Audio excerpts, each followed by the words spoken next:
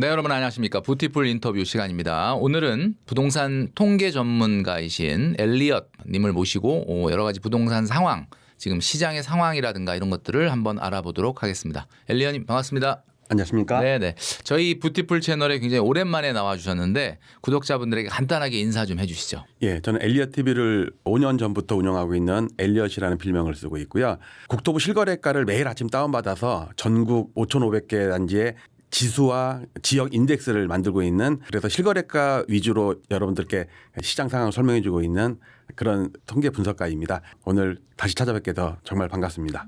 네. 뭐 사실 유튜브를 통해서나 또 여러 그 매체를 통해서 아마 여러분들 많이 보셨겠지만은 저희 뷰티풀 채널에 오랜만에 나와주셨는데 요즘 이제 여러 가지 이슈가 있기 때문에 궁금한 게 많거든요. 오늘 많은 질문들을 좀 해보도록 하겠습니다. 7월 2일 날 재정경제부에 따르면 OECD가 공개한 2026년도 한국 경제 보고서, 여기에 보면은 거래세 비중을 낮추고 보유세 비중을 높이라고 이렇게 조언을 했습니다. OECD는 이런 개혁이 좀 더 효율적인 회복력 있는 주택 시장에 기여할 것이다, 이런 이야기를 했는데, 이제 이런 이야기를 하게 된 이유가 이제 최근에 이제 이재명 정부 들어서서 보유세 강화 카드가 지금 이제 나올 예정이기 때문에 아마 그런 것 같은데, 우리 엘리엇 님이 보시기에는 정부가 보유세를 이제 올리게 된다면 부동산 시장에는 어떤 영향이 미치게 될까요? 부동산을 잡는 데 있어서 보유세만큼 가장 확실한 방법은 없다고 생각을 해요.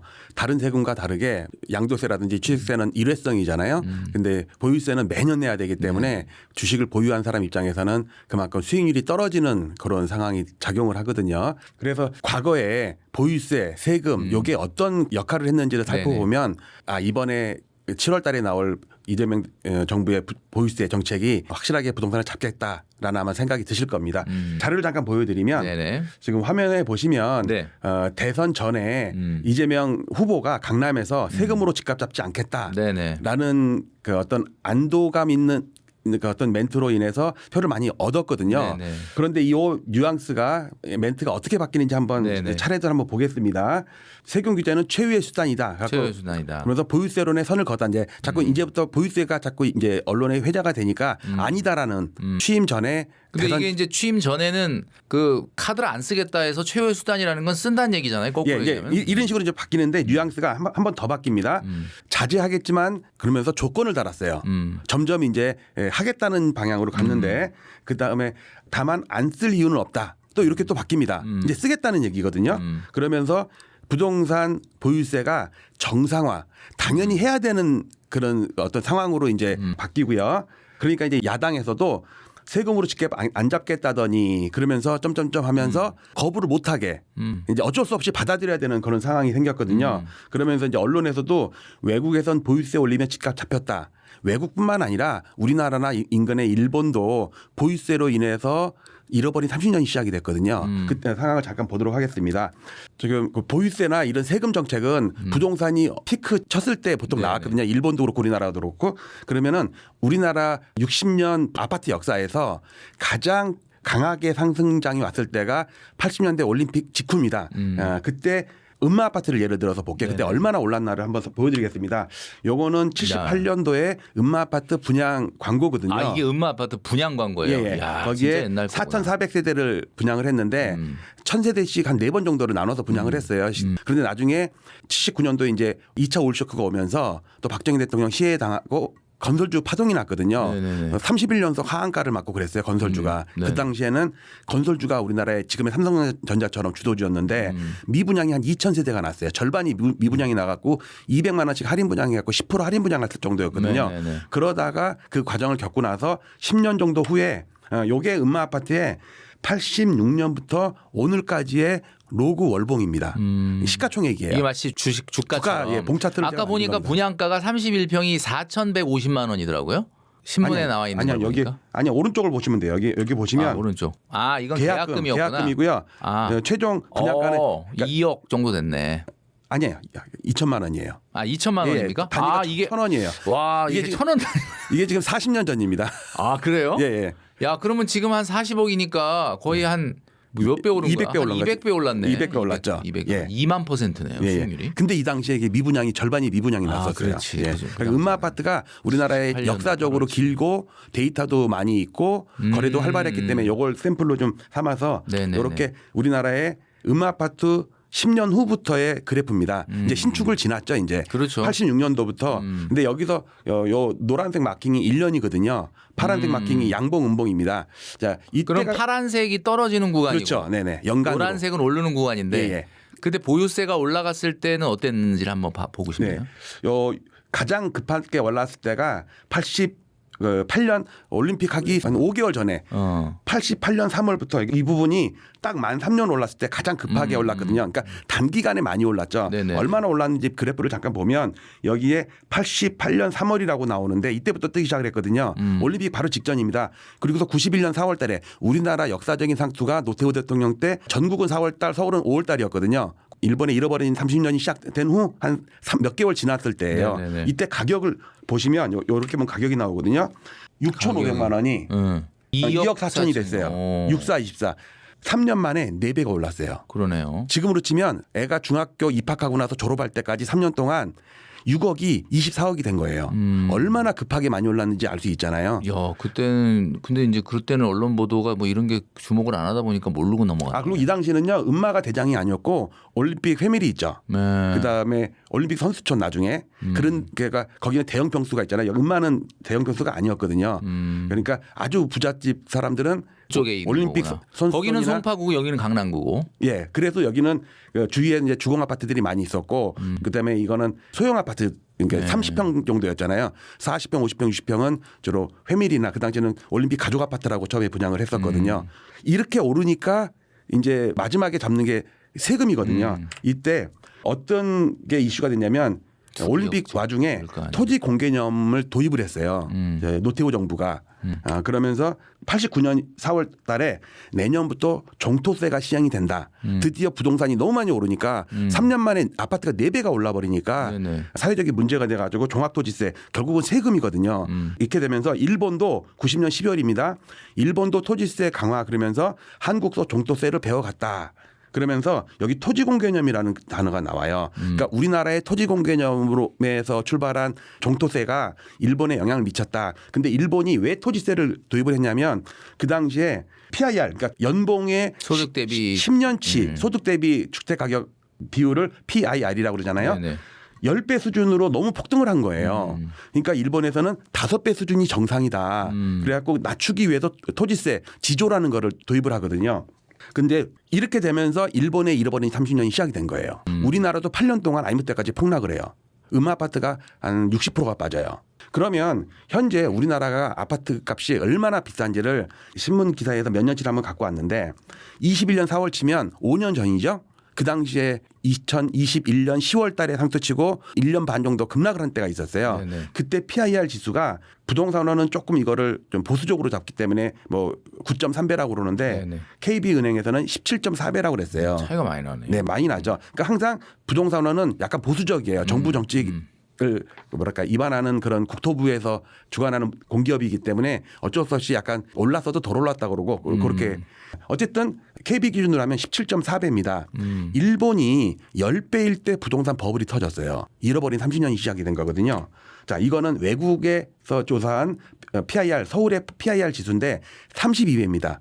그 대신 여기는 아마 강남권 위주로 조사를 했던 것 같아요. 네네네. 그리고 최근 자료는 부동산 인포에서 나온 건데 서울이 22.5. 22.5. 다른 지역은 뭐 7년, 5년, 4년 이런데 네네. 서울이 지금 이게 2년 전 거거든요. 근데 2년 전보다 아파트 값이 더 올랐잖아요.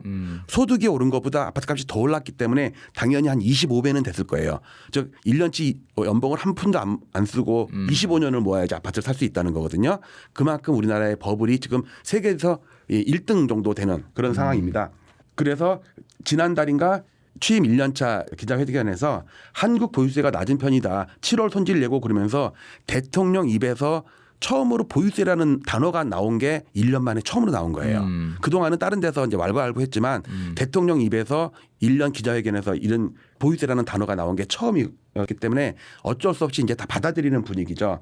그러면서 보유세가 얼마나 낮은가를 한번 기사에서 캡처를 해왔습니다. 토지자유연구소에서 국회 예산처의 정책처의 자료를 갖고 G7 있잖아요. 우리나라도 네네. 거의 이제 선진국에 낀단 말이에요. 네. 우리나라가 실효세율이 부동산 세금이 전체 부동산 가치의 몇 프로나 되느냐 세금이 0.15%밖에 안 돼요.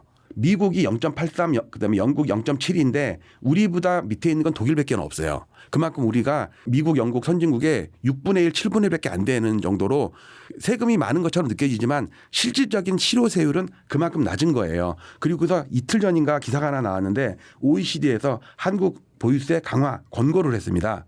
그러면서 아까 작가님께서 말씀하실 때 거래세 비중은 낮추고 보유세 비중은 높여라 그러는데 그걸 언론에서 또 어떻게 했냐면 거래세를 낮추고 보유세를 높여라 이렇게 잘못 언론에서는 회자가 되는데 비중이거든요.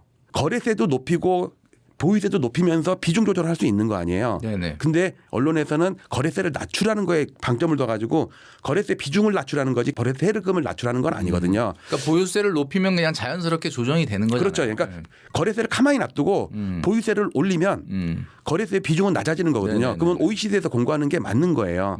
그래서 세금으로 봤을 때는 최후의 수단이 맞는 것 같아요. 이재명 정부의 지금 부동산 정책 방향은 일단 고가 아파트들 다주택자 여기에 세금을 물려서 가격을 떨어뜨리는데 방점을 두고 있지 요즘처럼 중저가 아파트가 올라가는 거에는 일단은 놔둔다. 저는 제가 볼 때는 그렇습니다. 만약에 이제 정부가 보유세를 올린다고 하면 네. 이제 지금 좀 전에 보여주셨지만 선진국 세율 정도의 실효세율 정도로 올릴까요? 아니면 뭐 그거보다는 단계적으로 올릴까? 어떻게 보고 계십니까? 그냥 보유세 그러면 실효세율 말고 우리가 얘기하는 보유세 그러면 1% 정도가 되지 않을까 저는 그렇게 생각을 해요. 지금 0.15인데 1%면 그건 실효세율이고. 실효세율. 예. 그럼 1%라고 하면은 지금 예를 들면 그냥 간단하게 뭐 한 서울의 10억, 15억 아파트 정도면 네. 재산세를 뭐 한 150만 원 정도 내지 않습니까? 10억이면 1,000만 원 내는 거죠. 1,000만 원. 1%니까 10억에 아 그러니까 지금 내는 거가 제가 보기에는 네. 한 10억짜리 아파트다. 그러면은 제가 알기로는 200만 원 안 내는 걸로 그렇죠. 알고 현재는 있거든요. 그렇죠. 예, 그러면 이게 1,000만 원 되면 5배가 늘어난다는 거예요. 그런데 정부에서 얘기하는 거는 고가 아파트라고 그랬거든요. 타겟이 고가 아파트예요. 제가 볼 때는 초고가 아파트 같은 경우는 한 1.5%, 그다음에 한 2, 30억짜리는 1%, 그다음에 10억 미만은 지금보다 그렇게 큰 차이가 안 나게. 그러니까 실수요자 중저가 아파트는 보호하면서 고가 아파트들을 타겟으로 하는 것 같아요. 그래갖고 그렇게 되지 않을까. 뉴욕 기준으로 하면 뉴욕 같은 경우는 한 1.5%가 되거든요. 그러니까 선진국 수준으로 올려야 된다. 김용범 정책실장이 그때 한번 언급할 때 뉴욕만큼 50억짜리가 5천만 원이면 매년 그렇게 낼 수 있겠느냐.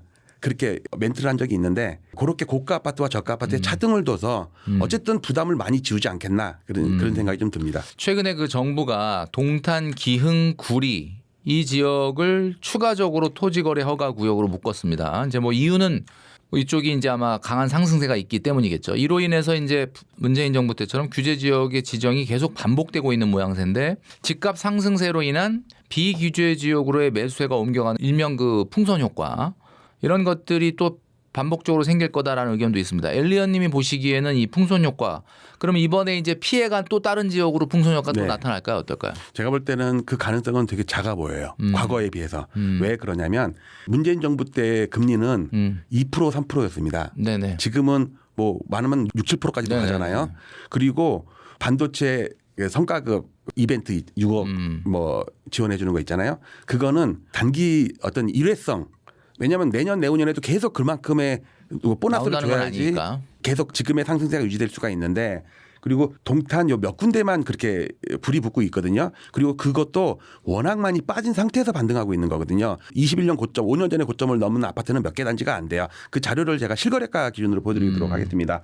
동탄 같은 경우는 그러면 지금 엘리아님이 얘기하시는 거 같은 경우 2021년도에 가장 최고가 대비해서 빠졌습니까? 많이 빠져 있죠. 그래프를 제가 실거래가를 보여드릴게요. 문정부 때 풍선효과가 재현되나 그러면서 동탄 얘기가 계속 나와요. 동탄, 기흥, 구리 세 군데가 지금 토지거래 허가 구역으로 묶였잖아요.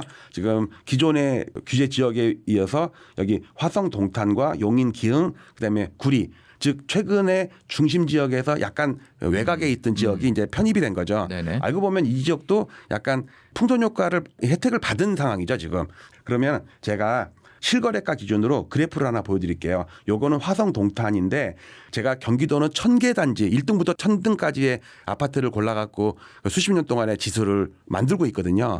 그중에 화성 동탄구에 43개 단지가 포함이 돼 있어요. 1000개 단지 중에 그리고 5만 세대가 넘습니다. 21년 10월 달이 고점이에요. 이거는 20년부터 그래프입니다. 2023년도 여기에 급락을 22년도 3년도에 급락을 했었거든요. 네네. 그러다가 잠깐 반등했다가 한 2년 정도 옆으로 기었어요. 그러면서 최근 들어서 급등을 했거든요. 월중 고가까지 따지면 21년 고가까지 왔습니다. 요 종가는 월 평균값입니다. 44개 단지의 그 달의 평균을 모아서 시가총액 방식으로 그린 건데 상승률이 지난달에 엄청 올랐습니다. 거래도 많이 늘고요. 그렇지만 평균 가격은 아직 21년도 고점을 못 넘었습니다. 요거는 기흥입니다. 27개 단지 32,500세대로 만든 그래프인데 여기는 8월 달이 고점이었어요. 남들보다 한 두어 달 빨리 고점을 쳤죠.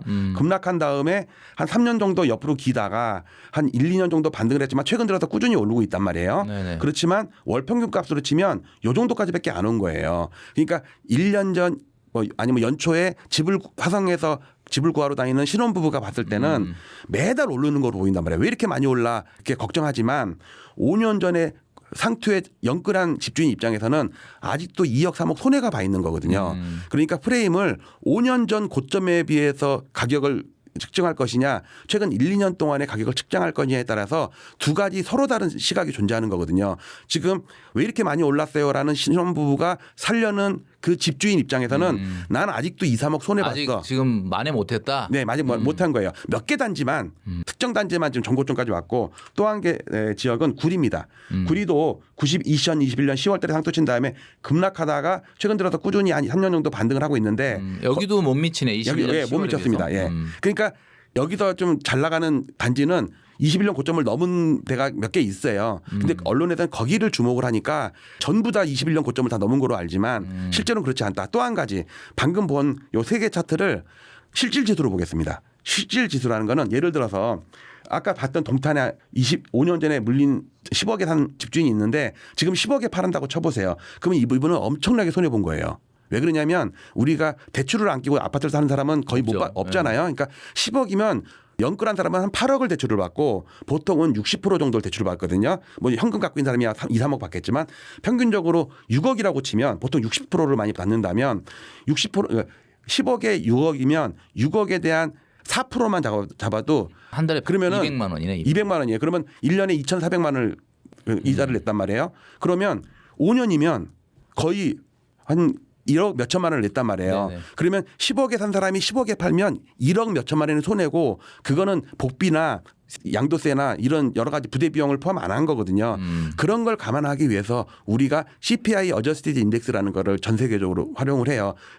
그 나라의 물가 왜냐하면 또 어떤 나라는 물가가 10%대인 나라 있고 일본처럼 막 거의 제로금리 마이너스 금리 그런 데도 있었고 우리나라처럼 2, 3%인 적도 있었고 그래서 방금 봤던 세 개 지역을 CPI 어저스티드 인덱스로 보겠습니다. 동탄에서 5년 전에 집을 산 사람 입장에서는 실질적으로 아파트 값도 떨어졌지만 떨어졌다 회복했지만 그동안 부대 비용 그걸 갖다가 퉁친 게 자 CPI 어저스티드라고 그러거든요. 엄청나게 빠져 있는 거예요. 그다음에 용인 기흥 같은 경우는 더 많이 빠져 있죠. 그다음에 구리도 마찬가지예요. 그래서 얘가 올라가면 올라갈수록 이제 본전 생각이 난단 말이에요. 그다음에 꼭 팔아야 되는 사람 입장도 있을 거고 그러니까 몇 개 지역 말고는 종고점을 넘기는 좀 힘들 것이고 지금 언론에서 주목받는 그 지역만 부각이 되니까 그 아파트만 뭐 동탄의 롯데캐슬이라든지 거기만 부각되니까 뭐 20몇 억이라니 그렇지만 지나고 나면 내가 왜 이 가격에 샀을까? 라는 후회를 할 가능성이 저는 되게 높다고 봐요. 어떤 주식도 그렇고 어떤 이벤트 그냥 뉴스 거기에 분위기에 휩쓸려 가지고 들어가면 좀 나중에 낭패당하지 않겠나 이런 생각이 좀 듭니다. 서울의 집값 상승세가 뭐 조금 나타나고 있다라고 합니다. 이현욱 한국부동산원장은 집값 주간 통계 문제가 좀 있다라고 밝혔습니다. 그래서 데이터를 기반으로 한 부동산을 분석하시는 엘리언 님이 보시기에 실제 서울의 집값 지금 흐름이 어떻다라고 진단을 해야 될까요? 지금 언론에서 나오는 보도랑 현실과는 실제로 상당한 차이가 있어요.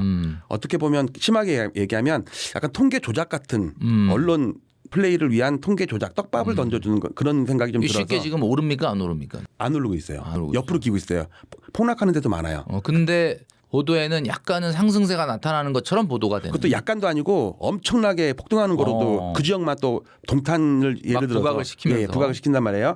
제가 5년 전에 유튜브를 시작하면서 제가 실거래가 데이터를 가지고 미국의 케이스 실러 지수 방식으로 제가 지수를 만들고 있거든요. 실거래가를 다운받아 가지고 그리고 우리나라의 통계 자료에는 주간 동향이 있고요. 월간 동향이 있잖아요. 그다음에 민간으로는 KB 부동산 지수가 네네네. 있고 그다음에 우리나라 실거래가 지수는 국토부 실거래가 지수로 또 그거는 한 달 반 정도 늦게 발표를 한단 말이에요.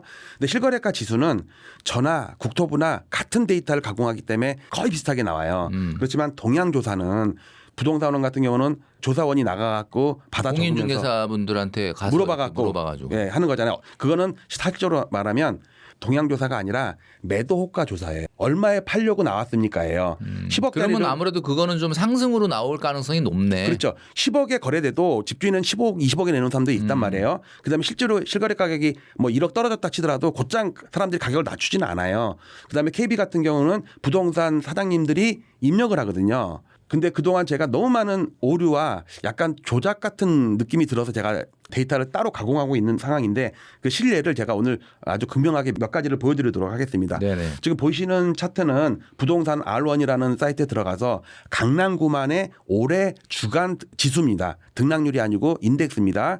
지금 엄청 올랐다고 보이죠. 사상 최고치입니다. 지금 2월 달의 고점을 넘어도 한참 넘었죠. 강남구입니다. 이 2월이라는 건 올해 2월? 올해 2월. 올해 한 7개월치예요, 지금 이게. 이게 여기가 1월 1일입니다. 네. 1월 1일이고 조금 올랐다가 빠지다가 올라가네요. 올랐습니다. 이게 이게 이제 5구 중과세 중과세 면비 유예 때문에 관련해 예, 급하게 내놨다가 그것보다 훨씬 더 오른 거 나오는데 절대 이렇지가 않아요. 이거는 제가 볼 땐 통계 조작에 가까워요. 제가 지금 그래서 하나씩 예를 들어 보이도록 하겠습니다. 여기 보시면 한 달 전 기사인데 강남 3구 아파트 평당가 13년 만에 꺾였다.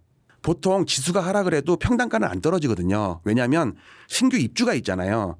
평당 신규 입주 같은 경우는 평당가가 엄청 갑자기 차이가 나잖아요. 그러니까 지수가 안 올라도 또는 지수가 떨어져도 평당가는 전체 평당가는 갑자기 2,000세대가 입주하고 올라가는구나. 그러니까 당연히 올라가는. 우리 주식으로 치면 주가는 안 오르는데 시가총액은 계속 늘어날 수 있거든요. 왜냐하면 증자를 하고 그다음에 코스닥에다 이전 상장을 하고 신규 상장을 하고 그거랑 똑같은 개념이에요. 멸실되나 상장 폐지되는 거랑 같은 거거든요. 시가총액이 줄어드는 거니까. 네네네. 그런데 이 기사를 봐도 2022년도 급락장에도 평당가는 안 떨어졌어요. 신규 입주를 계속했거든요. 네네. 근데 13년 만에 꺾였다는 얘기는 강남 3구가 엄청나게 폭락했다는 얘기거든요. 연초에. 자, 그래서 제가 실사례를 보여드리도록 하겠습니다. KB에 가게 되면 시세총액이라고 해가지고 시가총액이랑 거의 비슷한 개념인데 1등부터 50등까지 선도아파트 50지수라는 거를 발표하고 그보다 더 좁은 개념으로 선도아파트 20지수라고 또 발표를 해요. 20등 안에 강남 3구가 19개가 들었어요. 고도 그라시움만 19등으로 들어있고 그러면 이 시세총액 20등이 됐든 50등이 됐든 얘네가 빠진다는 얘기는 강남구 3구가 빠진다는 얘기거든요.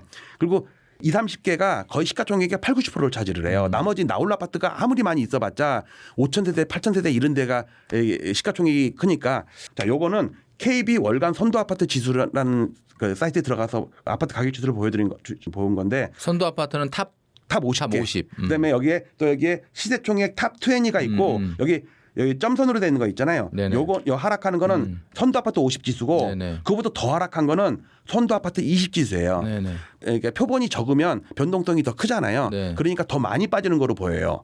그런데 이게 2월 달에 월간 지수거든요. 2월 달에 고점이라고 나오는데 여기 쩝쩝쩝 올라가는 거 있잖아요. 이게 동향 지수예요. 그러니까 아파트가 아무리 완전 빠져도 딴판이네. 전혀 딴판이에요. 근데 이게 부동산원도 좀 똑같아요. 부동산 교수님이나 전문가들한테 서울 아파트를 잡으려면 어디를 잡아야 됩니까? 뭐라고 물어보면 100이면 100 전부 강남 아파트를 잡아야 됩니다. 서대문 잡아봤자 소용없고 은평구 잡아봤자 소용없습니다. 그런 얘기 나오잖아요. 네네. 그런데 지금 강남 3구는 잡혔어요. 이재명 정부가 저는 지금 진짜 잘하고 있다고 보거든요. 겉으로 보기에는 동대문구가 오르고 은평구가 오르니까 젊은 사람들은 발 동동 구르면서 현재 부동산 정책 비판을 하는데 제가 볼 땐 지금 되게 잘하고 있거든요. 어떤 매뉴얼에 따라서 하고 있다고 저는 봐요. 그거를 오늘 방송에서 좀 설명을 좀 드리도록 하겠습니다. 일단 강남 3구 중에 강남구가 시가총액이 제일 크거든요. 그다음에 강남구 중에 시가총액 1등인 동별로 제가 142개 동별로 또 지수를 따로 만들었어요. 그중에 개포동, 대치동, 압구정동 요 순서로 1, 2, 3등이거든요. 그러면 1, 2, 3등이 강남구에서 차지하는 비중이 엄청 높거든요. 이 아파트들이 빠지면 강남구가 빠질 확률이 거의 99.9%거든요. 자, 그래서 제가 동별로 4개 단지씩 1등부터 4등까지 4개 단지씩 아실에서 제 데이터가 아니고 아실에서 데이터 가지고 와서 여기다 표시를 해드렸습니다. 요거 최근 3년 동안에 계좌프라고 그러거든요. 개포자이 프레지던스 약자로 할게요. 여기 보시면 연초부터 계속 빠지는 거 보이죠? 이게 점이 한 달이거든요. 고점 대비 7억 9천만 원이 하락을 했습니다. 그다음에 개포 자이 프레지던스. 예, 개포자이 프레지던스. 2등은 개포 레미안 포레스트. 시형 아파트 재건축한 거. 예, 개레포라고 그러죠. 여기는 최근에 반등한 게 조금 보이죠, 여기서. 반등했음에도 불구하고 3억 5천이 하락해 있어요. 그거는 최고점 대비해서. 최고점 대비. 지금 신고가가 아니잖아요. 네. 아까 봤을 때는 이거는 신고가잖아요. 이게 아니라 지금 여기 와 있다는 얘기를 하려는 거예요. 여기 와 있다고. 실제로는 여기서 요 정도 어떤 반등도 못한 데도 있고요. 게레블도 2단으로 빠져갖고 6억 2천이 빠져 있고요. 그다음에 DH 퍼스트 아이파크 디포아라고 그러죠. 여기도 쭉 빠져가지고 4억 1천만 원이 빠졌습니다. 자, 개포동에 1등부터 4등까지 주식으로 치면 삼성전자부터 하이닉스, 현대차, 삼성전기 얘네들이 빠졌어요. 그러면 코스피가 올라갔을 리가 없잖아요. 그렇죠. 자, 일단 개포동이 하락했다는 건 99.9%가 맞습니다. 요거는 대치동입니다. 대치동에서는 은마, 한보, 대치우성, 레드펠 요게 1, 2, 3, 4등이거든요. 보시면 은마 아파트가 계속 빠져요. 5억 4천이 빠졌습니다. 네네. 그다음에 대치한보미도 4억 6천이 빠졌습니다. 그것도 반등해서 4억 6천이 빠진 거예요. 실제로는 5억 이상이 빠졌습니다. 저점이. 그다음에 대치우성이 반등했음에도 불구하고 3억 5천이 마이너스예요. 그다음에 레드펠이 마이너스 3억입니다. 그것도 2달 연속 반등했음에도 마이너스 3억입니다. 어느 하나 정고점을 넘은 데가 없어요. 그러면 대치동이 급락했다는 게 맞아요. 자, 이번에는 압구정동입니다. 가장 심한 데가 압구정동이거든요. 압구정동 1등부터 4등까지가 신현대가 9억이 하락했습니다. 그다음에 현대 6, 7차가 여기도 7억 하락했습니다. 그다음에 현대 1, 2차 구현대입니다. 12억이 하락했습니다. 가장 좀 고가 아파트들이 많죠. 그다음에 압구정 미성 2차가 마이너스 8억입니다. 압구정동은 아파트가 많지 않거든요. 그리고 요 4개 단지가 거의 시가총액의 한 7, 80%를 차지를 해요. 다른 데 열댓 개가 있어도 다 고만고만하기 때문에 한 개 아파트가 막 70억, 90억 하잖아요. 어느 하나 정고점을 넘은 데가 없어요. 자, 이거는 대표 평형이거든요. 가장 세대수가 많은 평형만 고른 거예요. 근데 작은 평수도 있고 큰 평수도 있어가지고 제가 시가총액 방식으로 개포동을 따로 모았습니다. 아까 봤던 것처럼 4개 아파트를 시가총액으로 그 단지 전체 시가총액을 구한 거예요. 자, 개포자이도 급락을 하고요. 게레포도 마찬가지, 게레블, 디포아도 다 하락을 했기 때문에 개포동에 12개 단지로 지수를 만들면 요렇게 2월 달이 고점이고 3, 4, 5, 6 계속 빠지고 있는 모양입니다. 어느 하나 반등은커녕 전고점을 넘은 것커녕 반등도 제대로 못하고 있어요. 자, 이번에는 대치동입니다. 대치동 9개 단지로 그래프를 만들면 은마, 한보, 레드펠, 우성 요거 포함 9개 단지로 그래프를 만들면 이번 달에 약간 반등, 6월 달에 약간 반등할 정도예요. 급락한 건 마찬가지예요. 어느 하나 정고점을 넘은 데가 없습니다. 자, 이번에 압구정 4개 단지 그래프 포함해서 7개 단지로 그래프를 만들면 진짜 폭락이에요, 이거는. 자, 강남구에서 1, 2, 3등인 개포동, 대치동, 압구정동 여기가 전부 다 급락을 하는데 강남구가 정고점을 넘어서 사상 최고치를 가고 있다는 거는 이거는 거의 조작에 가까워요. 저는 조작이라고 확신이 듭니다. 그렇지만 검증을 못해요. 왜냐하면 국토부 실거래가는 검증이 되거든요. 왜냐하면 소스가 같잖아요. 같은 계약서를 가지고 분석을 한 거니까. 근데 동양조사는 공개를 안 해요.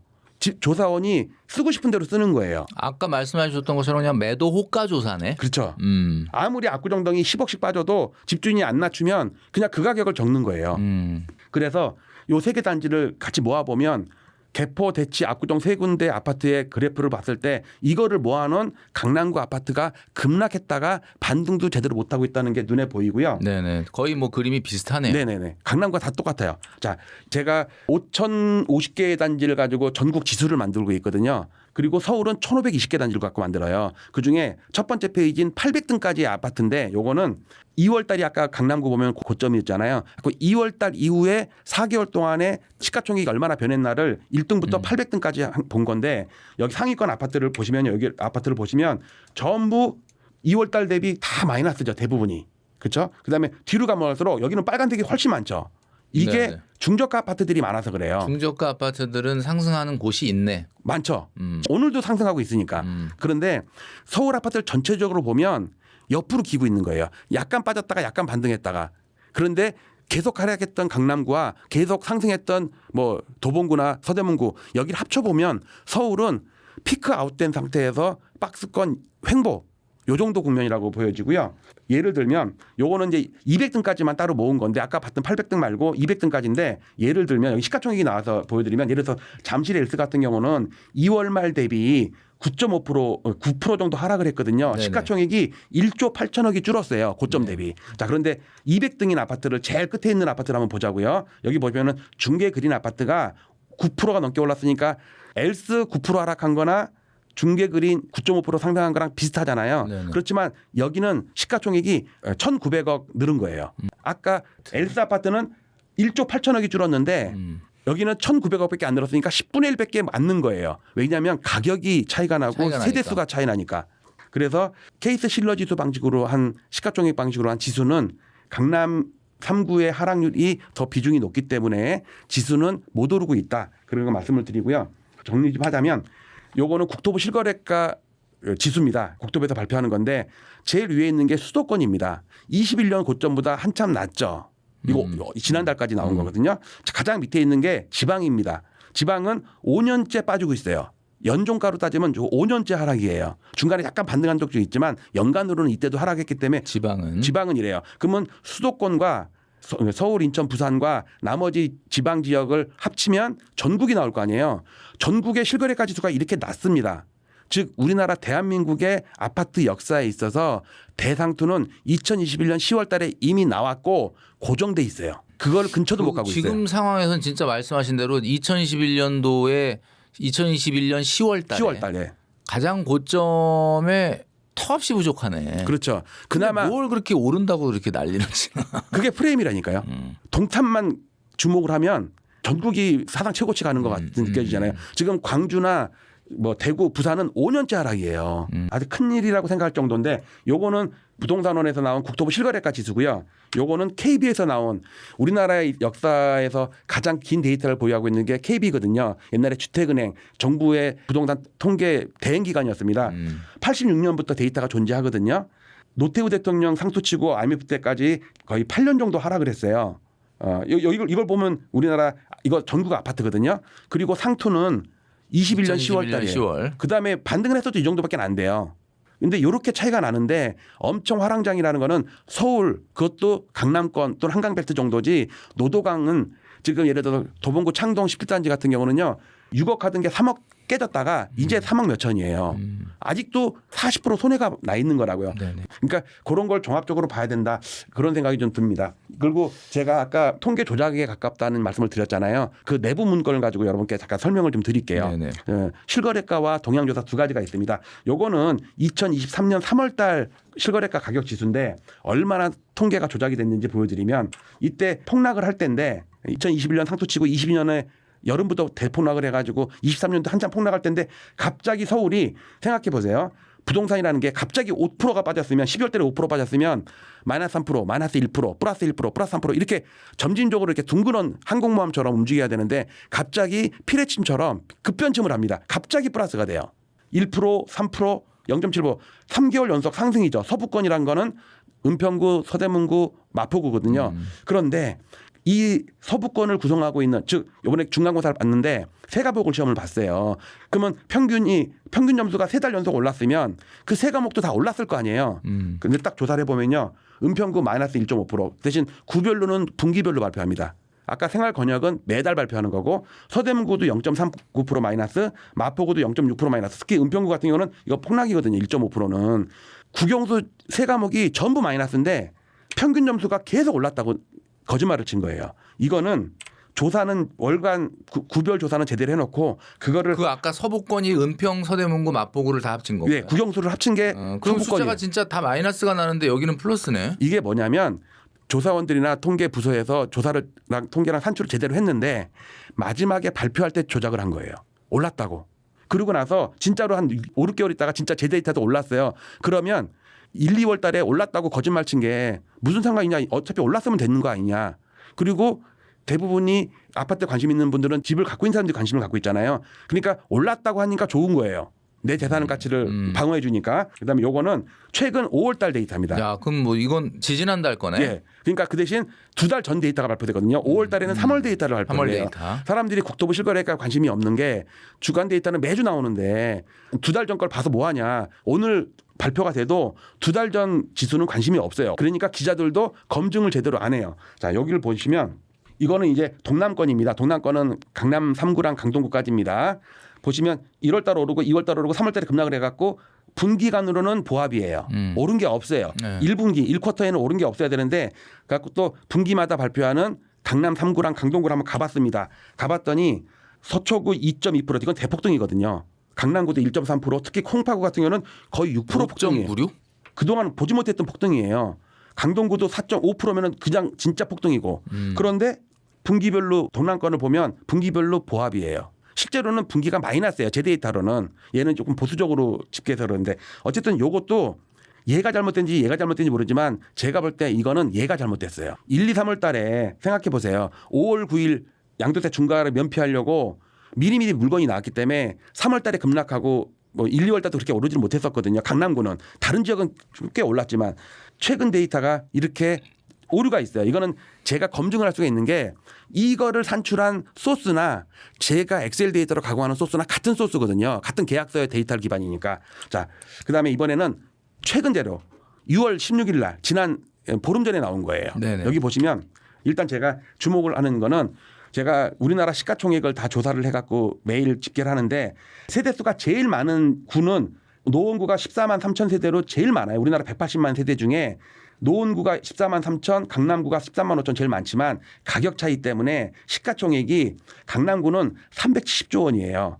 그렇지만 노원구는 92조 원이고요. 그런데 예를 들어서 강북구 18조, 종로구 17조, 금천구 17조 요걸 세 개를 합치면 강남구의 10분의 1이에요. 그만큼 강남구의 시가총액이 커요. 10등부터 우리나라 700등까지 다 합쳐도 삼성전자 시가총액이 안 되거든요. 네네네. 그만큼 강남구의 상징성이라든지 그런 것들 우리가 지수 기여도라고 그러거든요. 삼성전자가 조금만 올라도 주가가 폭등했다고 나오는 거랑 같은 개념입니다. 그런데 보시면 강남, 서초, 송파를 합치면 40%입니다. 시가총액이. 나머지 여기 예를 들어서 아까 은평, 서대문, 마포 있잖아요. 합쳐도 10%가 안 돼요. 그만큼 강남, 서초, 송파가 시가총액 비중이 높다는 걸 이미 머릿속에 둔 다음에 요 그래프를 보세요. 요거는 이제 아까 6월 16일 날 발표했던 국토부 실거래가 지수인데 여기서 오른쪽에 5개 생활 권역별로 동남권 이렇게 나오거든요. 등락률이. 여기 이제 6월 달이니까 4월 달 등락률이라고 나와요. 여기 지금 5과목을 시험을 봤어요. 그런데 3과목은 플러스고 2과목은 마이너스인데 2과목이 좀 많이 밀렸었는지 점수가 되게 낮아요. 자, 그러면 평균이 어떻게 될 것 같아요? 보합이 아니죠. 한참 마이너스죠. 한참 떨어지는 거지. 아니 상승한 것만 묶어도 1%가 안 돼요. 근데 하락이 크니까. 하락이 2.4%고 동남권이 1.2%예요. 아니 도심권이 플러스가 났어도 이거는 마이너스가 될 수밖에 없는 구간 상황이에요. 전체로 보면. 예. 왜냐하면 국영수가 마이너스인데 사회 과목 잘 맞았다고 내신이 올라가는 건 아니거든요. 예를 들어서 아까 서부권 봤잖아요. 서부권을 다 합쳐도 동남권에 여기는 강동구까지 포함되니까 5분의 1도 안 돼요. 5분의 1밖에. 여기는 거의 한 45%가 되거든요. 여기는 10%도 안 돼요. 그런데 0.08%라고 플러스라고 나와요. 제 데이터는요. 4월 달에 가장 큰 폭락이거든요. 생각해 보세요. 5월 9일 날 면피하기 위해서는 4월 달에 급매물이 제일 많이 나왔거든요. 그런데 동남권만 급매물이 나온 게 아니에요. 동부권에도 고가 아파트가 있고 서부권 서남권에도 양천구도 있고 영등포구도 있고 다 비싼 아파트들이 많은데 거기도 급매물이 많이 나왔는데 그리고 이 전달에 나왔던 잠정치로는요 1%가 넘게 하락이었었거든요.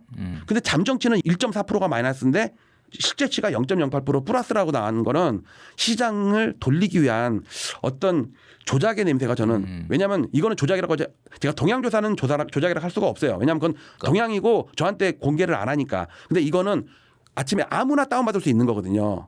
엑셀 5,000개가 넘는 단지를 다 다운받아 갖고 제가 만드는 건데 그러니까 서울 아파트 매매 실거래 가격 지수는 지금 국토교통부가 발표하는 거죠. 국토교통부 산하기관인 부동산원 같은데 부동산원에서 발표하는 거다. 지금 우리 엘리언님이 아주 굉장히 목소리를 높이시면서 이건 거의 통계 조작에 가깝다 이렇게 얘기했는데 통계 조작을 한다면 어떤 그냥 우연히 통계가 잘못된 건지 아니면 어떤 의도를 가지고 하는 건지가 이제 생각이 되는데 만약에 의도가 있어서 조금 통계를 올려치기를 만약에 한다면 그건 어떤 의도를 갖고 하는 겁니까? 그러니까 아파트값 받치기죠. 지금 제가 3개의 사례를 아파트값 떠받치기. 예. 그리고 가장 중요한 거는 매물 잠김하려는 거예요. 그러니까 매도를 못하게 하려는 거예요. 지금 오르고 있으니까 팔지 말아라 이거예요. 그다음에 연끌 또는 신혼부부들 입장에서는 빨리 사라. 포모 현상을 불러일으키는 거죠. 지금 제가 3가지 사례를 들어보였잖아요. 좀 미심쩍어하는 분들을 위해서 초등학생도 배꼽 잡을 만한 통계를 보여드릴게요. 지금 보시는 거는요. 2023년 8월 달입니다. 아까 분기랑 서대문구 잘못 나왔던 그 해의 8월 달 데이터이기 때문에 이거는 6월 달 데이터가 나온 거거든요. 6월 달 데이터가 나왔다는 얘기는 반기 데이터가 나온 거잖아요. 분기가 아니고 반기 6월 달까지. 그래서 기사를 딱 보면요. 그 당시에 2, 3월까지도 계속 빠졌거든요. 국토부에서는 계속 오른다고 그랬지만 2, 3월, 4월까지 계속 포나가고 있을 때예요. 그러니까 기자가 어떤 기사를 썼냐면 집값 어디가 올라요? 딴 세상 이야기입니다. 정부에서는 계속 올라간다고 그러는데 실제 현장에 가보면은 막 5억, 10억씩 빠지는 게 수두룩했거든요. 그러면서 아까 통계 자료를 가지고 가공을 해서 그래프를 만들어서 올려놨습니다. 25개구의 6개월간 등락률입니다. 아니 이게 구들은 다 저기 낮은데 왜 서울특별시 전체가 저렇게 높아? 그러니까 25과목을 시험을 봤는데 제일 높은 점수가 93점인데 엄마한테 나 평균 97점이니까 뭐 핸드폰 사달라는 거랑 똑같은 거예요. 야 이게 진짜 이건 누가 그냥 그림으로 봐도 말도 안 되는 얘기. 이게 초등학생도 웃을 일이라니까요.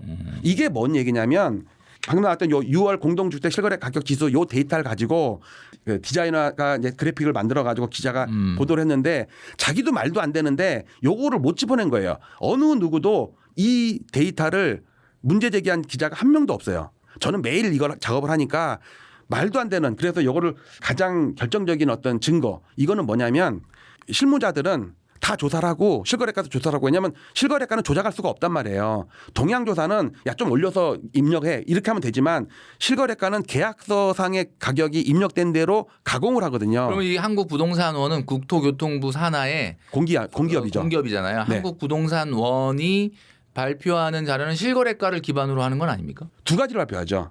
동양조사랑 실거래 가격 지수랑. 그런데 지금 여기에 나타난 한국부동산원의 실거래 가격 지수잖아요, 이게. 네네. 이거는 그럼 어떤 데이터를 가지고 하는 거예요? 실거래 가격. 그렇죠. 계약서. 근데 그 실거래 가격을 보고도 이런 데이터로 발표를 한다? 이거는 이게 무슨 이게 말도 안 되는 말도 안 되는데 왜 그런 걸 생각하냐면 그 당시에 아파트 값이 폭락을 했잖아요. 그래서 아파트 받치려고 뭐 신생아 특례로 해갖고 정부에서 또 대출 엄청 해주고 금리도 막 낮춘 상태였고 주가 부양을 하기 위해서 그러면은 여론을 호도하기 위해서는 동양조사는 조작할 수가 있잖아요. 계속 오른다고 쓰면 되니까. 근데 실거래가도 봐라. 실거래가조차도 2달 전 거지만 오르지 않았느냐. 이게 뭐냐면 마지막 10분 전에 결재권자가 조작한 거예요. 실무자들은 제대로 조사를 했어요. 근데 마지막 결정권자가 발표할 때 그 부분만 빠진 거를 급락했던 거를 급등이라고 오히려. 아니 근데 뭐 바꾸더라도 뭐 어느 정도 이렇게 믿을만하게 바꿔야지 지금 여기 보여주고 있는 사람이 너무 제가 좀 4가지를 보여드렸잖아요. 네. 5가지네요. 동양조사도 제가 미심쩍은 거 이제 동양조사는 제가 강남구를 예를 들었잖아요. 강남구가 지금 세상 최고치가 아니에요. 실거래가나 동양 조사를 해서도 아무리 그래도 집주인이 10억인 아파트를 20억에 내놓는다고 해서 20억을 받았으면 안 된단 말이에요. 그렇지. 이런 문제가 있고 그래서 이 문제점을 좀 보면은 왜 이런 문제점이 발생하나 보면은요. 부동산원과 KB와 부동산 114 요 세 개의 기관에서 주간 동향 또는 월간 동향을 발표하는데 문제는 통계 작성 방법은 제본스, 칼리, 튜터라는 서로 다른 방식이지만 여기서 문제가 나오는 게 아니라 저는 표본 추출 방식에서 또는 작성 방식에서 잘못됐다고 보는 게 조사원의 가격 산정을 하는데 주관이 개입될 수가 있어요. 그다음에 부동산 사장님들이 입력하는 KB도 주관이 개입되게 왜냐하면 집주인들이 팔려는 가격을 머릿속에 갖고 있기 때문에 10억짜리를 15억에 넣어놔도 14억이라고 입력을 한단 말이에요. 부동산 124도 마찬가지고요. 그런데 같은 부동산원에서 발표하는 실거래 가격 지수는 계약서를 전수를 조사합니다. 저는 표본 조사를 하지만 지금 보니까 엘리엇 님이 매일 아침 실거래 자료를 다운받아서 만든 엘리엇 차트 실거래 지수가 가장 정확하네. 네, 제가 볼 때는 자신합니다. 그거를. 근데 뭔가 전혀 어떤 불순물이 들어가지 않은 네, 그렇죠. 순수한 자료로 발표가 된다. 그러니까 해석을 잘못 할 수는 있어요. 저도 떨어질 거를 오른다고 틀릴 수도 있는데 그러나 일단 자료 로우 데이터, 자체는 뭐 전혀 문제가 없는 그런 그대로의 어떤. 예. 근데 부동산 실거래 가격 지수가 그동안 또 보면 잘못된 게 아니에요. 발표를 잘못해서 그런 거지. 조사는 정확하게 했는데 예, 조사는 정확했는데 결국은 마지막에서 그러면 이제 조금 궁금한 게 한국부동산원이 아파트 가격을 떠받쳐야 될 이유가 있습니까? 카르텔이죠. 카르텔. 우리나라 부동산 공학이라고 그러잖아요. 뭐랄까 이런 문제점을 해소하기 위해서 미국의 케이스 실러 지수라고 있거든요. 네네. 근데 이건 민간 기관이에요. 프레드에 나오네. 네. 여기에 보면 케이스 실러 지수라고 나오는데 여기가 시가총액 방식이거든요. 그다음에 여기는 한 3개월 늦어요. 그리고 등기된 것만 갖고 해요. 모든 전수 아파트. 근데 우리는 등기도 안 됐는데 그냥 발표를 해버리잖아요. 실거래가 지수. 그다음에 1년 있다가 취소를 해도 뭐라고 할 수도 없잖아요. 말이에요. 과태료도 거의 안 물어요. 그래서 일부러 그렇게 해놓고 취소하는 경우도 있고. 예, 그런 것 때문에 제가 청원까지도 넣었었는데 실제로 지금 상황을 좀 말씀을 드리면 여기에 2023년도에 경주마식 주간통계 폐지해야 저는 이 경주마식이라는 게 되게 마음이 가거든요. 이게 뭐냐면 다른 나라는 그러니까 주간 단위로 발표하는 나라는 우리나라밖에 없어요. 그러니까 언론에서 자꾸 부동산 이슈를 만들고 펌핑을 하려면 정부에서 무슨 데이터가 나와야지 그걸 가지고 막 펌핑을 할 거 아니에요. 떡밥이 있어야 된단 말이에요. 그러니까 그렇죠. 부동산에서 나오는 통계는 떡밥이에요. 언론 플레이를 하기 위한 떡밥. 그래서 이 경주마식 사람들하고 불안하고 운전하다가 보면 갑자기 텔레비전에 큰 화면에 이번 주 주간 어디가 엄청 올라 막 이렇게 나오면 다 불안해지지. 불안해지고 또 가족끼리 있으면 특히 더 그러거든요. 그렇죠. 그래서 제가 현재 상황을 말씀을 드리면 이건 2021년부터 25개국의 1데이터의 시가총액입니다. 21년도 고점 이후에 고점은 다 다릅니다. 근데 이게 시가총액이라는 거는 원래 2021년 10월에 고점을 찍고 내려갔다가 지금 상승인데 네. 이 시가총액 그림만 보면 마치 2021년 10월을 뛰어넘은 것처럼 보이네요. 네. 그러나 그러니까 이거는 그냥 시가총액이기 때문에. 왜냐하면 그러니까 넘은 지역이 있고 안 넘은 지역이 있어요. 그래서 빨간 거 제일 빨간 거 있잖아요. 그러니까 강남구는 한참 넘었죠. 그다음에 최근 들어서 올해 들어서 급락을 하고 있단 말이에요. 하나만 팔려도 남아있는 모든 금액에 그 팔린 금액으로 계산이 되니까. 그렇죠. 네네. 그다음에 여기 밑에 있는 빨간색은 노원구거든요. 노원구는 강남구 같은 경우는 22년 초에 고점을 쳤는데 노도강 같은 경우는 9월 10월 달에 고점을 쳤거든요. 네. 가장 많이 하락한 다음에 가장 덜 반등을 했는데 신혼부부 입장에서는 올 초에 이 가격을 봤으면 많이 올랐잖아요. 그렇죠. 그 단기적으로 보면. 그런데 5년 전 집주인 입장에서는 많이 떨어져 있단 말이에요. 이거를 좀 구분하기 위해서 요거를 25개구니까 좀 복잡하잖아요. 네네. 요거는 한강 벨트만 묶은 겁니다. 한강 벨트. 강서구는 한강 벨트라고 하기는 좀 그렇지만 그래도 한강이 같이 붙어 있어서 제가 강서구를 넣었는데 역시 외곽이라서 제일 많이 떨어지고 제일 덜 반등을 했어요. 근데 신혼부부 입장에서 보면 여기도 올란 거지. 연초부터 엄청 올랐잖아요. 그런데 집주인 입장에서는요. 5년 전에 고가 아파트에서 손해봐 있단 말이에요 지금. 그리고 강남구로 보면 연초보다 폭락을 했단 말이에요. 아까 음마 막 5억 10억 막 빠진 거 봤잖아요. 그런데 5년 전 입장에서는요 한 10억 올라 있어요 지금. 자, 요거는 비한강 벨트입니다. 많이 올라 있죠 지금. 그렇지만 5년 전에 비하면 많이 낮아져 있잖아요. 그래서 요거를 같이 봐야 되는데 요 까만 거 있죠. 까만 게 서울 평균입니다. 그래서 극명하게 드러나는 거는 제가 앞으로 좀 설명을 드릴 때 고가 아파트의 기준인 시가총액 큰 세대수가 많은 강남구와 그다음에 시가총액도 노도강에서 좀 크고 저가 아파트면서 세대수가 많은 노원구를 같이 비교를 하면 극단적인 두 개의 아파트를 비교를 하면 서울 평균이 보일 거예요. 여기 그 2026년 시작되고 나서 노란색 점선은 그 5월 9일을 보여주는 겁니까? 아니면 요거요. 예, 요. 네, 요게 5월 9일이고요. 요거는 2021년 10월. 10월인데 먼저 고점 친 데 있고 그러니까 10월보다 한 달 전에 노원구는 고점을 쳤고요.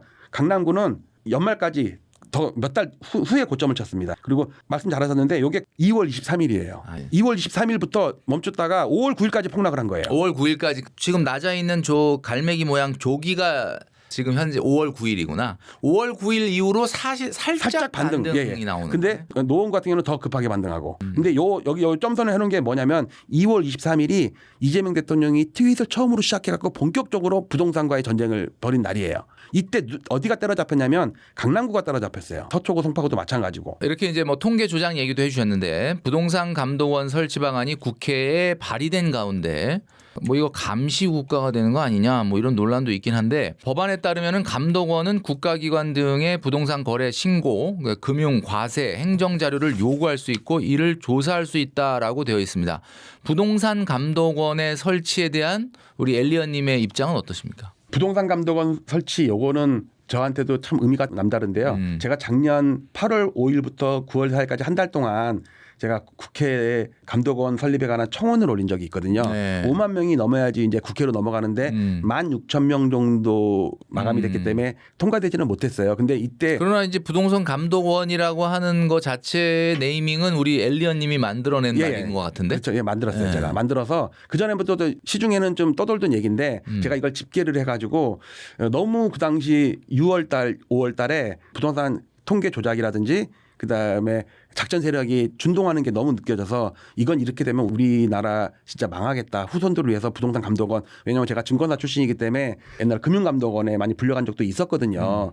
그것처럼 몇백만 원, 몇천만 원 매매하는 것도 감독원이 실시간으로 감시를 하는데 몇억, 몇십억 하는 아파트를 인생에 있어서 가장 큰 자산 가격이 움직이는데 국가의 감시가 없다? 이건 좀 문제가 있는 것 같아가지고, 그리고 이때 구독자분들이나 많은 분들이 여기저기 댓글도 달고 막 그래가지고 언론에도 많이 알려주고 그래가지고 좀 이슈는 됐었어요. 충족하지는 못했지만 이 당시 걸 그래프를 잠깐 보여드리면 위에 성동구, 강동구, 성남, 분당 월간 취소 건수거든요.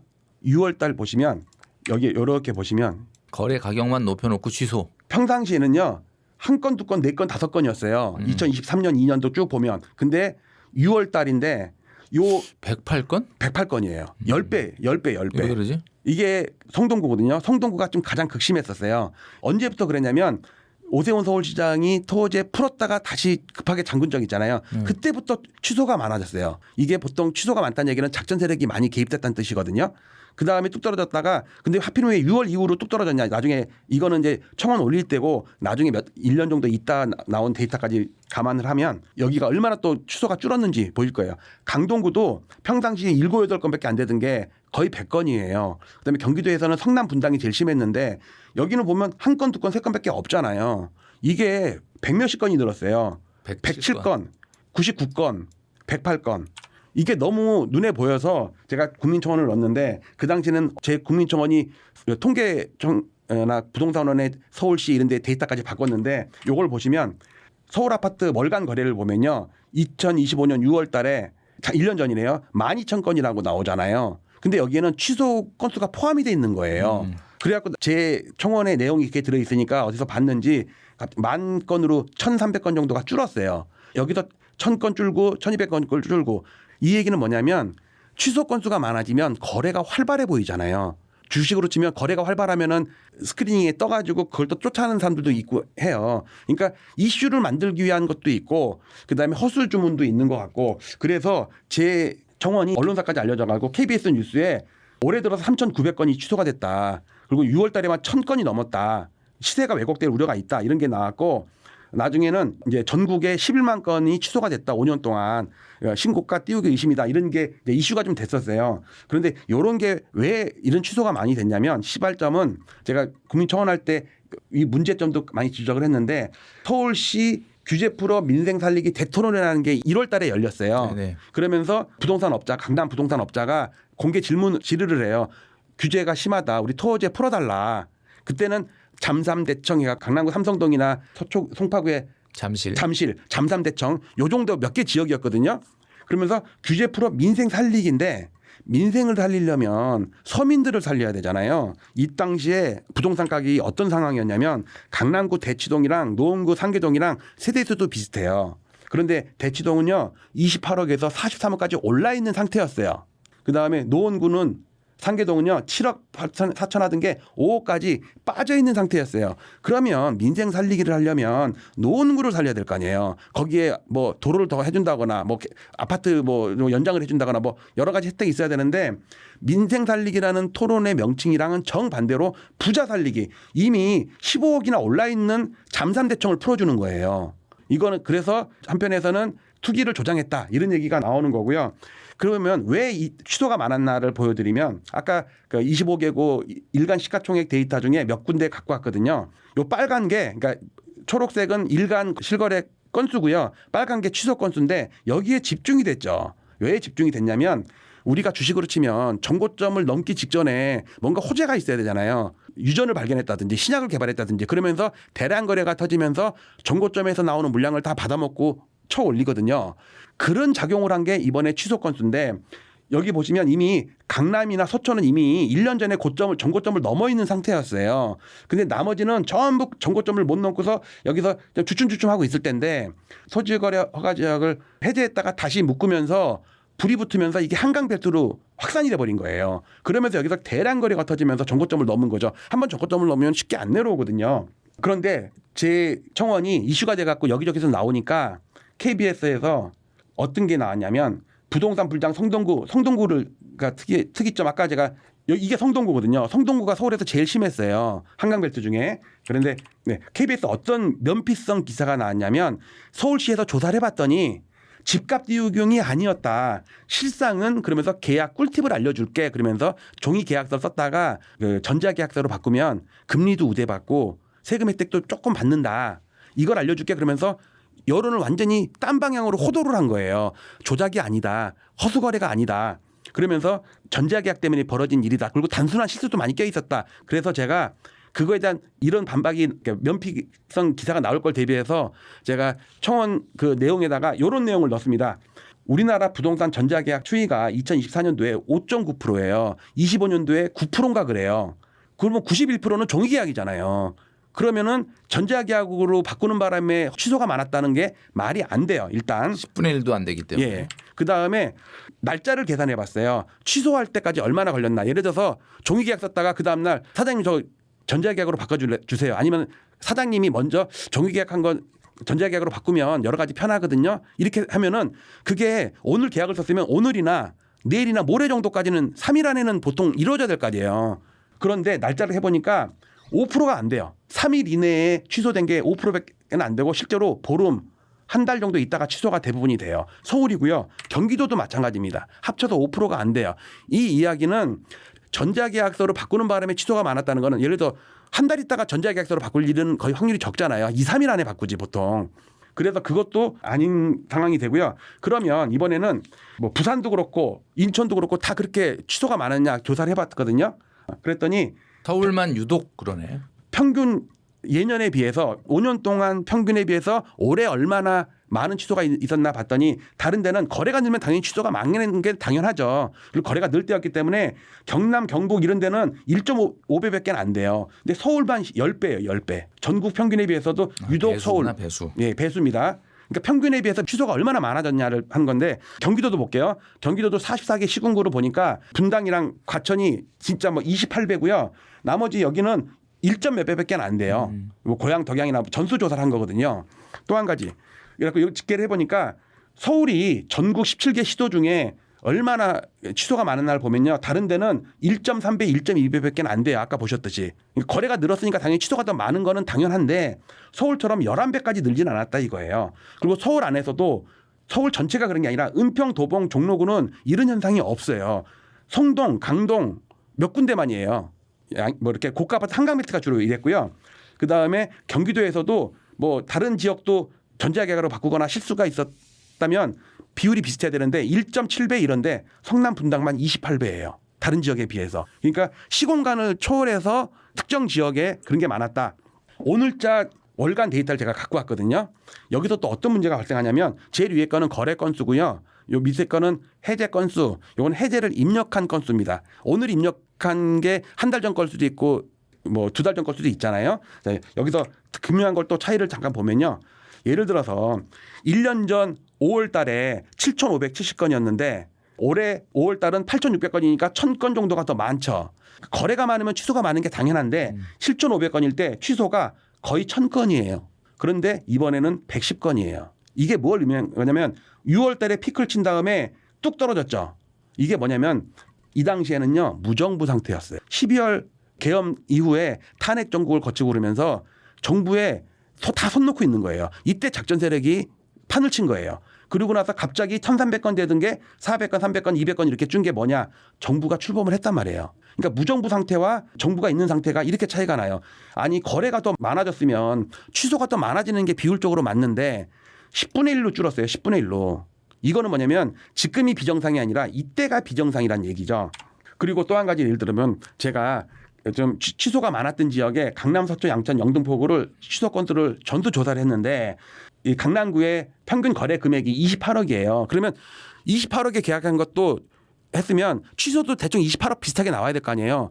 취소된 게 31억이에요. 거의 8%가 넘게. 더 나오네. 그러니까 비싼 게 취소가 된 거예요. 이게 뭐냐면 신고가를 취소한 거죠. 근데 서울 전체로 보면요. 같아요. 서울 전체가 계약 평균 금액이 13억인데 취소 금액도 대충 13억이에요. 거의 200만 원밖에 차이가 안 나요. 근데 강남구 같은 경우는 신고가를 취소해서 높게 그러니까 나오는구나. 강남, 서초, 양천, 영등포 이런 데가 대부분이 취소가 많았던 지역일수록 그러니까 고가 아파트 취소가 많은 거예요. 그리고 또 한 가지 예를 들어 보면 밑에 보면은요. 총 해제 금액이 5조 2,500억이거든요. 5조 2천억이 넘어요. 작년 6월까지만 계산한 겁니다. 지금은 더 많아졌겠죠. 그런데 5조 2천억이면 계약금 10%를 포기해야 되잖아요. 그럼 5,200억이 허공에 날아갔거나 생돈이 생긴 거죠. 그러면은 우리나라에서 불로소득이랑 같기 때문에 33%의 세금을 내야 돼요. 그래서 지금 방송하고 있는 부동산 감독원 만약에 뭐 올 연말이라도 출범을 하게 되면 최근 한 5, 6년 동안에 계약 취소 건수 있잖아요. 그걸 전수 조사를 해서 세금을 다 추징해야 된다고 봐요. 예를 들어 작가님이랑 저랑 계약을 했는데 저 뭐 20억짜리 계약을 했다가 2억 계약금을 넣었는데 어떤 둘 중에 한 명의 사정에 의해서 아마 그게 사실 그냥 취소하고 실제 취소가 아니라고 한다면 돈이 오간 내역은 없지 않을까요? 아니, 계약서를 써갖고 신고를 했으면 계약금을 넣은 상태에서 계약이 성립되는 거죠. 계약금을 주고받지 않았으면 예를 들면 계약금을 받았으니까 계약금 받은 거에 대해서 나중에 거래가 취소되면은 10% 계약금에 대한 그 소득으로 인정해서 이제 기타 소득세나 이런 걸 그렇죠. 물어야 된다. 네네, 당연하죠. 그런데 문제는 그 당시에 계약서를 안 쓰고 신고만 한 게 수두룩해요. 작가님이랑 저랑 지금은 계약서를 제출해야 되거든요. 근데 말로만 떠들어가지고 그냥 PC에 앉아갖고 입력을 해요. 그 다음에 내일 취소를 하잖아요. 돈도 안 가고 계약서도 안 쓰고. 그러니까 그래도 아무도 몰라요. 그런 게 많았을 거라는 생각이 드네요. 그래서 부동산 감독원이 금융조회 권한이 이제 생기거든요. 그동안은 금융조회 권한이 아무도 없어요. 국토부에서도 없어요. 조사를 나가도 통장을 열어볼 수가 없어요. 그다음에 통신 내역도 조회할 수가 없어요. 지금 현재 내수 부진으로 인해서 중저 신용자들의 채무 상환 능력이 급격히 저하되고 있습니다. 그러다 보니까 이제 은행권의 부실 대출 규모도 빠르게 늘어나고 있고요. 서민들이 이제 급전 창구로 불리우는 카드론 이 잔액이 43조 원이라고 합니다. 이게 굉장히 역대급인데 자 이렇게 이제 부실 대출 규모가 상승하게 되면은 부동산 시장에 어떻게 보면 좀 부담이 될 수도 있고 영향이 분명히 있을 것 같은데 이렇게 되면은 부동산 시장에 어떤 영향이 좀 있을 건지 좀 말씀해 주시죠. 네. 부동산에 관해서 부실 대출이라는 거는 소득에 비해서 갚을 능력이 안 되는 거에 비해서 과도한 대출을 해준 게 저는 부실 대출이라고 보거든요. 네네네. 우리 2018년도에 미국 서브프라임 사태가 났을 때 네네. 서브프라임이라는 게 서브라는 게 낮은 등급이잖아요. 그렇죠. 그래서 무너진 거고 일본이 잃어버린 30년이 시작될 때 90년도 상수를 치고 무너질 때 대출이 그때는 기업 대출이 주로였거든요. 기업 대출이 워낙 많기 때문에 그게 어떤 부실한 대출이었거든요. 그거를 원고지신 삼아서 한번 지금 상황을 보시면 제가 일본의 35년 전에 그래프를 갖고 왔는데 네네. 요 빨간 그래프가 일본 전국 주택 가격 지수입니다. 요 까만 거는 생산 가능 인구 비중이에요. 그다음에 요 밑에 거는 요 빨간 거는 민간 대출 비중 GDP 대비 파란 거는 기업 대출 비중 요 두 개를 합쳐서 초록색이 민간 신용 비중이거든요. 민간 신용이 이 당시에 가계 신용이 69%였고요. 기업 신용은 147%였습니다. 이걸 두 개를 합치면은 206%가 됐거든요. 200%를 넘어서 과도한 대출이 있었을 때 또 그다음에 생산 가능 인구가 피크를 치고서 꺾일 때 대상투가 와가지고 부동산이 폭락을 하면서 부실한 대출이 다 꺼지는 그런 상황을 겪었었거든요. 자, 근데 2007년도 8년도에 있었던 서브프라임 사태 때는요. 스페인도 생산 가능 인구가 피크 칠 때쯤에 부동산 가격이 폭락을 시작을 했는데 이때도 기업 대출이 이렇게 많았어요. 기업 대출이 127%. 그러니까 210% 정도를 넘으면 버블이 터지더라고요. 비크를 찍고 더 올라갔네요. 네. 그러니까 부동산이 급락을 한다고 해서 대출이 한 1, 2년 사이에 줄지는 않아요. 우리가 21년도에 서울 전국 아파트가 상술치고 지금 몇 년 빠져 있음에도 불구하고 대출은 꾸준히 늘었단 말이에요. 아파트가 폭락을 해야지 그 뒤 이어서 경매와 그다음에 대출 회수가 이뤄지면서 대출 비중이 줄거든요. 자, 이게 90년 일본과 2006년 스페인이고요. 요건 우리나라 21년도입니다. 21년도에 우리나라 생산 가능 인구가 피크치고 앞으로 수십 년 동안 빠질 수밖에 없는 그런 인구 구조가 돼 있고요. 다른 나라는 가계 대출은 그렇게 많지 않았는데 기업 대출이 130, 40%가 됐기 때문에 합쳐서 200%가 넘어서 문제가 됐는데 우리나라는 기업과 대출이 둘 다 104%, 119% 21년도 얘기입니다. 그러면서 120%가 넘으면서 전국 아파트가 폭락을 하고 서울만 지금 반등한 상태입니다. 이거를 다 모아보면 미국까지 포함해서 가계 대출이 이렇게 과도하게 210%를 넘어버리면 부동산 버블이 터지더라. 그런 사례가 있었고요. 그 당시에 일본의 90년 상수치기 8개월 전에 327 대책이라고 부동산 융자 총량 규제라는 대책이 나옵니다.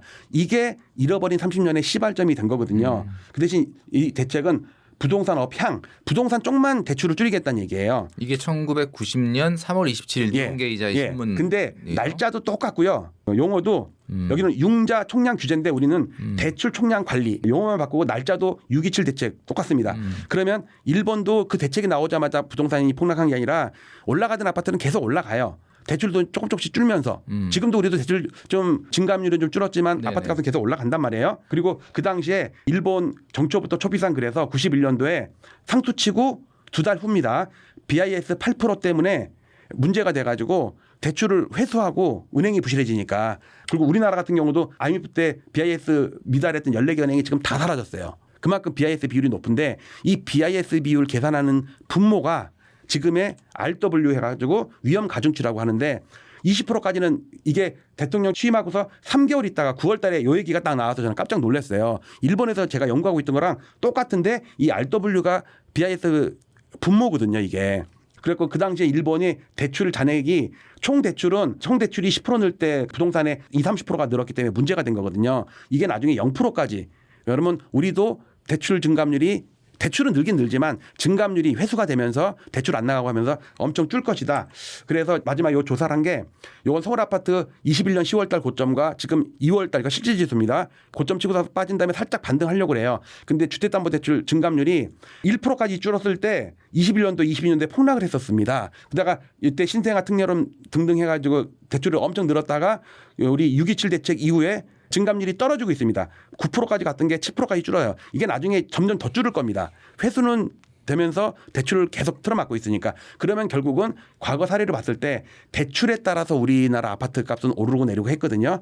대출이 줄면 에너지가 준다는 얘기는 뗄감이 없다는 얘기이기 때문에 그 아궁이 불은 식는다. 그러면 이 그 다음 그림은 지금 엘리언님이 예상하건대는 이 2021년 전고점을 찍고 내려왔던 그림이 다시 반복 재현될 가능성이 있다. 네, 일본을 그대로 따라갈 가능성이 되게 높다고 봐요. 네, 엘리엇 파동에 의하면은 지금 보여주신 것처럼 하락장이 발생할 가능성이 있다. 예전부터 이렇게 말씀해 주셨는데 이 분석대로라면은 부동산은 어느 사이클에 있다고 봐야 될까요? 지금 우리 얘기해 주신 것처럼 이제는 하락의 본격적인 사이클로 들어가는 초입이 아닌가라는 네. 생각이 지금 설명 주신 거를 들으면 그런데 네, 맞습니다. 그러니까 우리가 보통 주식으로 치면 작전주 같은 경우는 급하게 상투치고서 급하게 꺾이잖아요. 그렇죠. 근데 부동산은 항공모함 같거든요. 쾌속전 같이 급하게 변치만 아주 서서히 움직이는. 네, 서서히. 그러니까 피크 아웃된 상태에서 고공권에서 개마고원처럼 옆으로 기는 구간 21년도에도 5, 6개월 정도 그런 구간이 있다가 21년도 10월 달이 상투였지만 본격적으로 하락한 건 그 다음에 7, 8월 달부터 폭락을 해갖고 추석 때 폭락을 했거든요.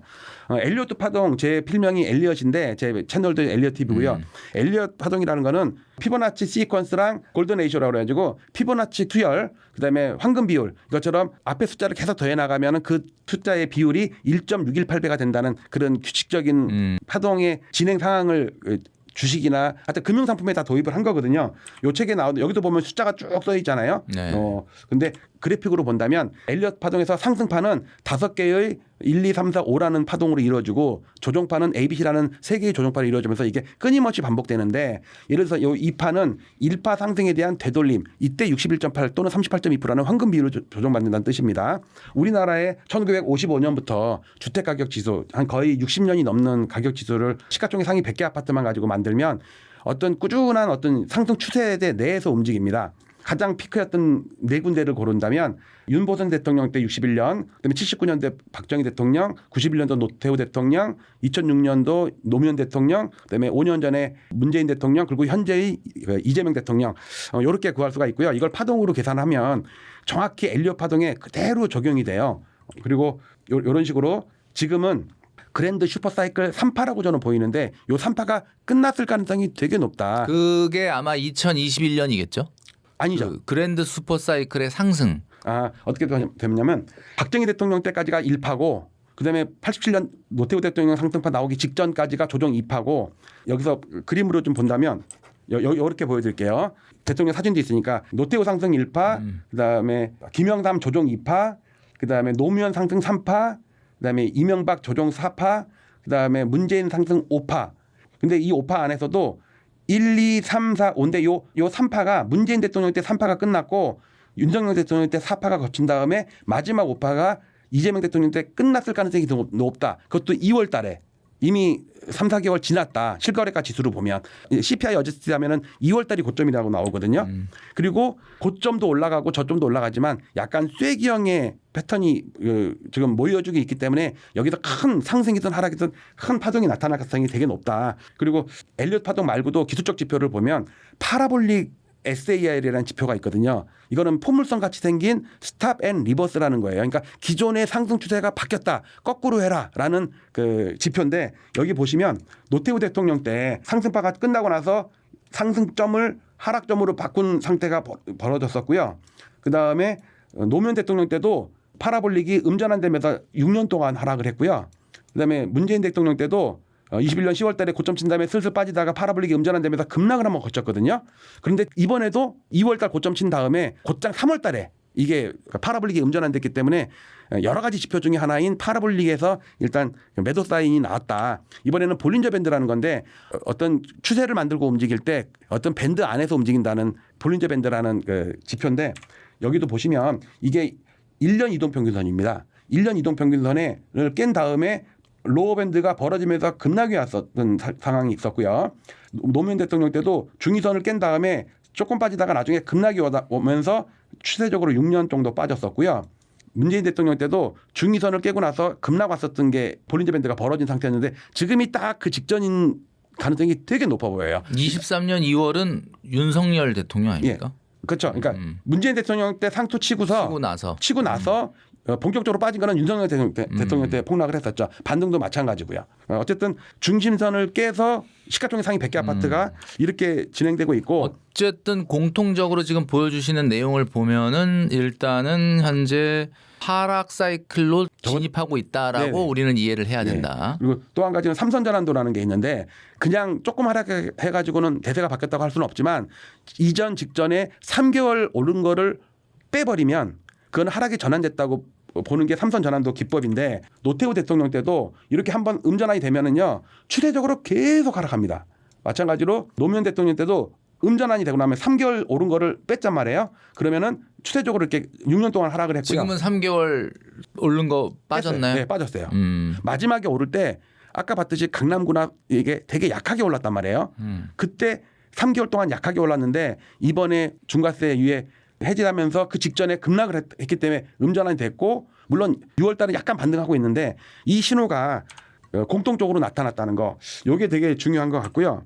요거는 이제 밑에 있는 거는 코포크나 소나라는 지표인데 과거에 고점에서 나타났던 이게 레인지 오실레이터라고 해가지고 0을 중심으로 오르락 내리락 하는 지표인데 고점에서 나타났던 요런 고점에서의 하락 변곡점이 이번에도 똑같이 나타나고 있어요. 이렇게 지금 나타나고 진행 중입니다. 이 이야기는 얘가 0 밑으로 내려가면 그 다음에 급락이 올 수가 있거든요. 요걸 한번 봐주시길 바라고. 자, 우리 엘리언님 같은 경우에 이제 다른 채널에서 앞으로 3년간 절대 집을 사지 말아라 이런 이야기를 해주셨는데 60년 만에 처음 겪는 큰 변화가 올 수 있다라고 이야기하셨습니다. 그냥 못 보신 분들도 있기 때문에 다시 한번 그 부분 좀 이야기해 주신다면 곁들여가지고 60년 만에 처음 겪는 변화가 올 수도 있다 이야기와 그러면 무주택자들의 매수 타이밍은 언제가 좋은지 이 두 가지에 대해서 좀 이야기를 해주시죠. 작년 10월 달에 이재명 대통령이 연합뉴스와의 인터뷰에서 우리나라 부동산이 일본처럼 될 가능성이 높다. 폭탄 돌리기다. 소득 대비 세계 1등이다. 아까 언급했던 내용이고 그다음에 대구에 가서도 일본처럼 잃어버린 30년이 될 가능성이 있다. 부동산 하락을 10년 안으로 막으려면 지금 우리가 대응을 해야 된다. 그런 말이었고요.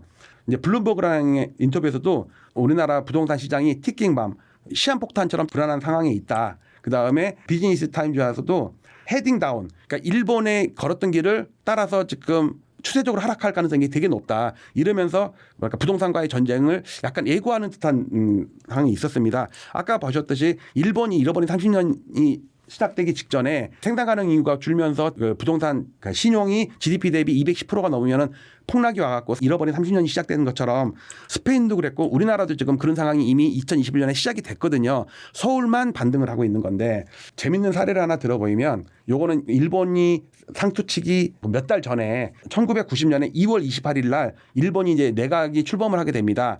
2월 28일 한 달 후인 3.27 때 여기에 나오는 하시모토 그 당시엔 대장상이었거든요. 대장상이 부동산 융자 총량 규제라는 대책을 발표를 합니다. 요게 지금 나와 있는 작년에 627 대출 총량 관리랑 똑같은 거거든요. 근데 그 당시에 우리나라도 91년에 상투치고 8년 동안 빠졌었거든요. 그때 노태우 대통령이 범죄와의 전쟁을 선포를 합니다. 근데 이 당시에 일본은 야쿠자의 전쟁을 선포합니다. 이 당시에 야쿠자가 부동산 투기를 많이 했기 때문에 부동산을 잡으려면 야쿠자를 잡아야 된다. 그런 말이 있었거든요. 주식 부동산 마찬가지로. 근데 작년 9월 달에 출범한 지 3달 만에 투기와의 전쟁을 선포를 했다고, 물론 본인이 직접 말한 건 아니지만 언론에서는 투기와의 전쟁을 선포한 것 아니냐 이런 얘기가 나는데 90년에 있었던 일본과 우리나라에 있었던 현상이 약간 데자뷰네. 거의 대자뷰입니다. 그리고 그 당시에 지금의 우리가 보유세가 지금 논란이 되고 있는 것처럼 부동산을 잡는 데 있어서 세금만큼 확실한 방법은 없거든요. 우리나라에서 처음으로 종토세가 시행이 된 게 90년부터 내년부터 시행이니까 90년부터 시행되는데 하필이면 이르고 나서 1년 있다가 우리나라가 대상투 치고서 8년 동안 빠져가지고 50% 정도 빠졌거든요. 이때 일본도 지조라고 그래갖고 토지세가 나와가지고 잃어버린 30년이 시작이 됐고요. 아까 봤듯이 금융을 조이기 위해서 BIS 8%라는 걸 맞추기 위해서 은행의 대출을 다 잠가버리고 대출을 줄이고 회수하고 이런 현상이 있으면서 부동산 폭락이 왔었고요. 그 상황이 우리나라에서는 35년 후에 지금 RW라는 BIS 분모인 RW를 높임으로 인해서 20%는 이미 시행이 됐고 25%로 늘리는 것도 아마 조만간에 시행된다는데 5%가 늘리면 대출이 5조가 주는 효과가 나타나거든요. 그러니까 부동산 땔감이 그만큼 줄어들기 때문에 결국은 아궁이도 식지 않겠냐 이런 생각이 들고 그 당시에 92년도거든요. 우리나라 상투치고 1년 후에요. 그 당시에 부동산값 30% 하락 유도 지금은 생상치도 못하는 어떻게 정부에서 부동산가 하락을 유도하느냐 받치는 것도 모자라서 그런데 현 정부도 저는 마음속에 요게 있다고 봐요. 실제로는 50% 하락했습니다. IMF 때까지.